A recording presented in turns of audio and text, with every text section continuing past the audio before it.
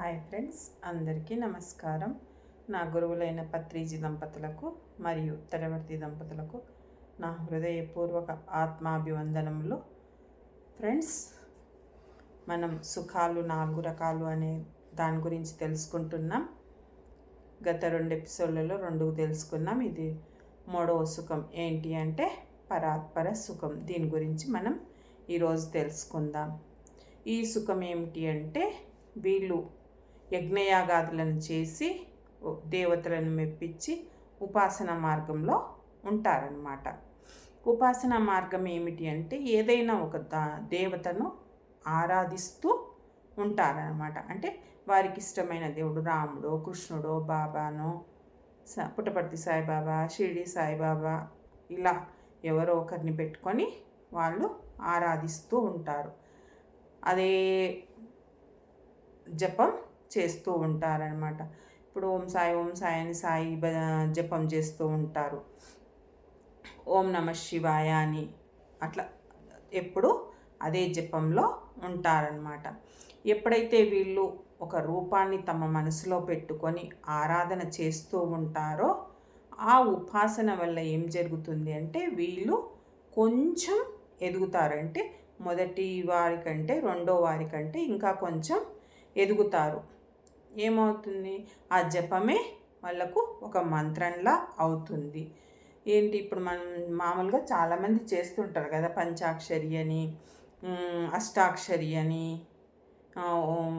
ఇలా జపాలు చేస్తూ ఉంటారు కదా. అలా చేస్తూ చేస్తూ అది ఒక మంత్రంలా తయారై ఆ మంత్రంలోనే వాళ్ళు తన్మయ స్థితిలో, అంటే ఇంకా అదే ధ్యాసలో ఉండడం వల్ల ఒక తన్మయ స్థితిలో ఉండిపోతారనమాట. అలా మంత్రం జపించడం వల్ల ఆ జపిస్తూ ఉన్నప్పుడు వారికి శూన్యం అనేది ఏర్పడుతుంది.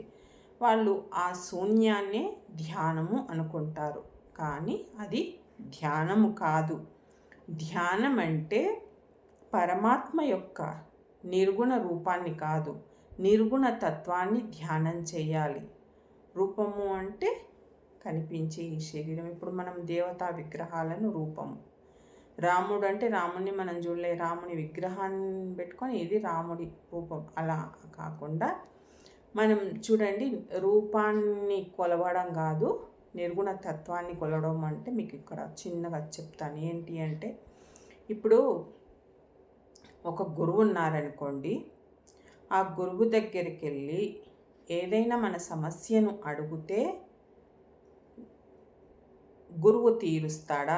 లేదా అదే సమస్యను ఒక గురువు ఫోటో దగ్గరికి వెళ్ళి నాకు ఈ సమస్య ఉంది తీర్చు, దీనికి సలహా ఇవ్వు అంటే తీరుస్తాడా? గురువు, సాక్షాత్ గురువు దగ్గరికి వెళ్తేనే తీరుస్తాడు కదా.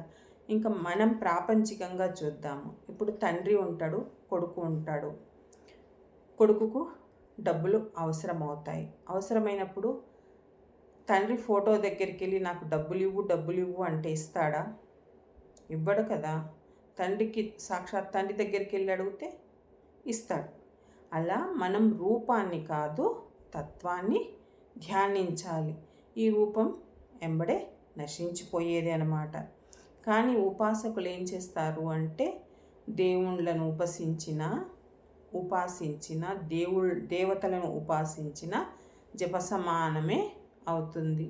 వాళ్ళు ఏం చేస్తారు, ఎప్పుడు రామనామం చేస్తూ ఉంటారు, లేదా వెంకటేశ్వరునో లేదా కృష్ణున్నో ఇలా ఎవరినో ఒకరిని జపిస్తూ ఉంటారు. ఎంతసేపు వీళ్ళు ఏంటి అంటే రూపానికే పరిమితం అవుతారు. ఈ రూపానికి పరిమితమయ్యి ఈ జపం చేస్తూ ఉండడం వల్ల, ఆ నామం జపిస్తూ ఉండడం వల్ల ఏమవుతుంది అంటే నువ్వు ఎంత ఉన్నత స్థితికి వెళ్ళినా కూడా బ్రహ్మలోకం వరకే వెళ్ళగలవు. బ్రహ్మలోకం వరకే వెళ్తామన్నమాట. ఇదే పరాత్పర సుఖము అన్నమాట. మనం ఎంత ఉపాసన చేసిన, ఎంత జపించినా కూడా బ్రహ్మలోకం వరకే మనను తీసుకెళ్తాయి. మరి బ్రహ్మలోకం వరకు వెళ్తే మనకు మోక్షం వస్తుందా అంటే మోక్షం రాదు.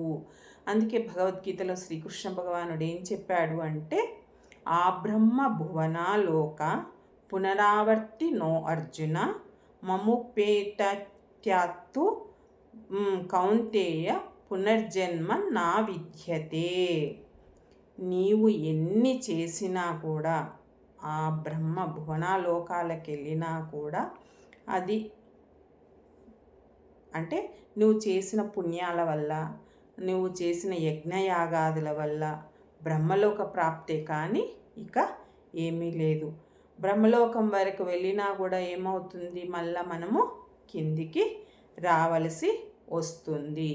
బ్రహ్మలోకం వరకు వెళ్ళినప్పుడు అంటే అంత పుణ్యం చేసి వెళ్ళడం వల్ల బ్రహ్మలోకం వరకు వెళ్తాం కదా, అప్పుడు ఏమవుతుంది అంటే గొప్ప గొప్ప ఇళ్ళల్లో జన్మలు తీసుకుంటామన్నమాట. అంత పుణ్యం చేయడం వల్ల గొప్ప గొప్పలో ఇళ్ళల్లో అంటే గొప్ప గొప్ప ఇళ్ళల్లో అంటే బాగా డబ్బున్న ఇళ్ళల్లో మనం జన్మ తీసుకోవడం జరుగుతుంది. అలా జన్మ తీసుకున్నప్పుడు ఏమవుతుంది, మనకి అహంకారం అనేది వస్తుందన్నమాట. అహంకారం వల్ల అజ్ఞానం కూడా వస్తుంది. అజ్ఞానం వచ్చినప్పుడు ఇంకేమవుతుంది, మనం ఇంకా ఎంత ఆరాధనలు చేసినా, యజ్ఞయాగాదులు చేసినా, ఉపాసనలు చేసినా, జపాలు చేసినా, ఏది చేసినా కూడా మనకు జ్ఞానం రాదు.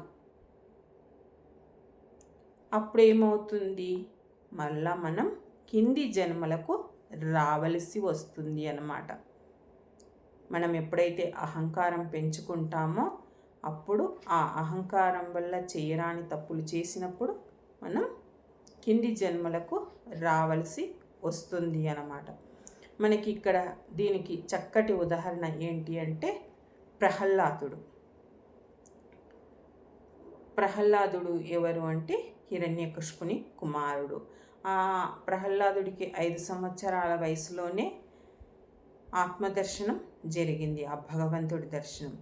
అయితే ఒకానొక సమయంలో అతను అనుకుంటాడనమాట, ఏమని, నాకు చిన్న వయసులోనే ఆత్మదర్శనం కలిగింది, నేను ఎంత గొప్ప అని అనుకుంటాడు. ఆ చిన్న అహంకారం వల్ల అతను మళ్ళా జన్మ తీసుకోవాల్సి వచ్చింది. ఎవరు అంటే శల్యుడిగా. శల్యుడు ఎవరు అంటే నకుల సహదేవుని మేనమామ, పాండురాజు భార్య, రెండవ భార్య అయిన మాద్రి అన్న అన్నమాట. అలా జన్మ తీసుకొని మహాభారత యుద్ధంలో కర్ణుడికి రథసారథిగా ఉండవలసి వచ్చిందనమాట. అందువల్ల అహంకారం పెంచుకుంటే మనకు నష్టమే. మరలా మనం భూమి మీదకి రావలసిందే. నువ్వు బ్రహ్మలోకం వరకు వెళ్ళినా, ఎక్కడికి వెళ్ళినా కూడా రావలసిందే. మరి ఇవన్నీ మనం ఎందుకు తెలుసుకోవాలి అంటే, మనం చేసే సాధన చాలా గొప్పది. దానిని ఎలా నిలబెట్టుకోవాలి, మనం ఎంతవరకు వెళ్ళాలి అనేది నేర్చుకోవడానికే మహాత్ములు మనకు ఇది వివరించడం జరిగిందనమాట. నువ్వు ఈ ఉపాసన మార్గంలో బ్రహ్మలోకం వరకే వెళ్ళి అక్కడ కొన్నాళ్ళుండి మరలా అక్కడ పుణ్యం అనుభవించిన తర్వాత ఈ భూలోకానికి రావలసిందే. కాకపోతే ఒక గొప్ప కోటీశ్వరునిలో పుట్టగలవు. ఇదే పరాత్పర సుఖము. Okay friends, thank you.